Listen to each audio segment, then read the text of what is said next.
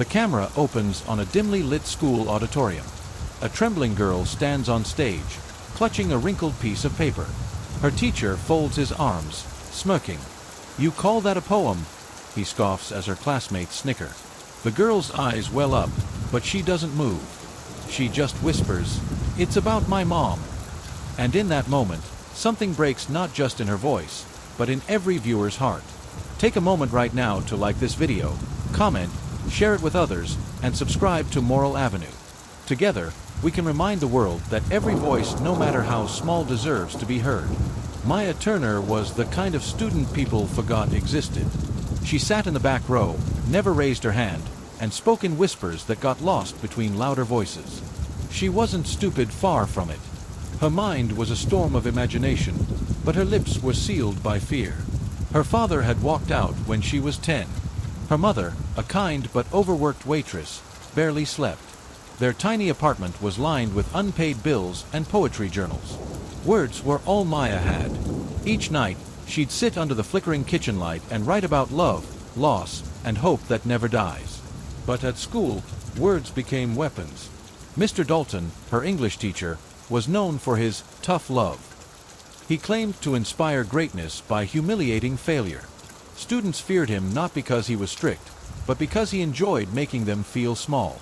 When the school announced a poetry competition, Maya hesitated. Her mom, eyes tired but glowing, said, "Sweetheart, sometimes the quietest voice carries the loudest truth." And so, Maya submitted her poem, "The Girl Who Spoke in Silence." The day of the competition arrived. The entire senior class filled the auditorium. Teachers, parents, and even the principal attended. One by one, students recited their poems confidently, rehearsed, and perfectly. Then came Maya. She walked on stage, knees trembling, voice barely a whisper. "Good luck, Mouse," a classmate sneered. She took a breath. Her paper shook in her hands. She began, "I am the echo no one hears, the shadow behind your cheers. I write in the dark, so no one sees, the tears between my poetry." The room fell silent. But before she could finish the second stanza, Mr. Dalton laughed. Loudly. "Really?" he said, interrupting. "You wrote this? This sounds like something off a cheap greeting card." Laughter rippled across the audience. Maya froze. Her face turned crimson. Someone whispered, "Cringe." She ran off the stage, tears streaming down her face. Her poem fell to the floor. Later that afternoon, Mr. Dalton posted a photo of her abandoned poem on his teacher's blog with the caption, "How Not to Write Poetry." Within hours, other teachers and students left mocking comments. Maya saw them all, and something inside her broke. That night, Maya deleted her social media accounts. She sat at her desk, staring at her poem. Her mom walked in, hugged her tight, and whispered, "Don't let someone's cruelty define your worth." The next day, while Maya was at school pretending to be invisible again, her mom took a chance. She found Maya's poem on the floor, smoothed out the wrinkles, and posted it anonymously on a local Facebook poetry group. She wrote, "My daughter wrote this. She was mocked by her teacher. I just want someone to see her heart." She never expected what happened next. By the next morning, the post had over 1.2 million shares. People wrote thousands of comments to teachers, poets, even celebrities. "This poem saved my life. Tell your daughter she's a genius.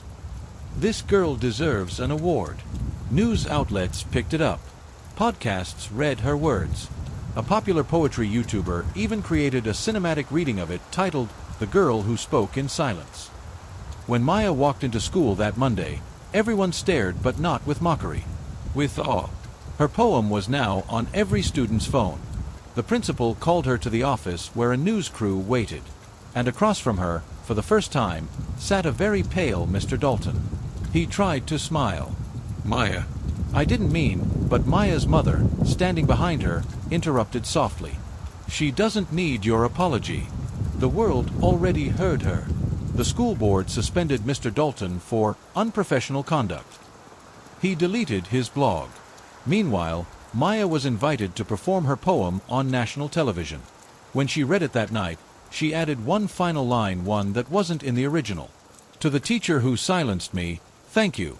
You taught me that even broken voices can echo forever."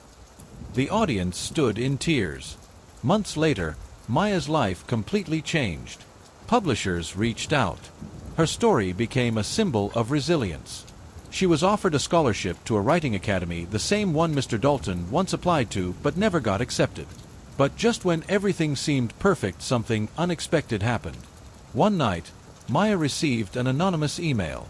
It read, "I know the truth about your poem. It wasn't yours, was it?" The message came with a photo of a scanned page from an old notebook. The handwriting looked eerily like Mr. Dalton's. Maya's hands shook. Her heart raced. Could it be? Sometimes, when we rise from our pain, the past follows us. The question is, will it destroy what we've built, or reveal who we really are? To be continued. Moral: never silence a voice you don't understand. It might speak the truth the world needs to hear. If this story shook you, make sure to subscribe to Moral Avenue, where we uncover the truth behind every act of kindness, cruelty, and redemption. Please take a moment to like this video, share it with friends, subscribe to Moral Avenue, and leave a comment below. Your support helps us continue spreading stories that inspire and heal. Before we end, I have one special request. Comment below. What would you have done if you were Maya's teacher?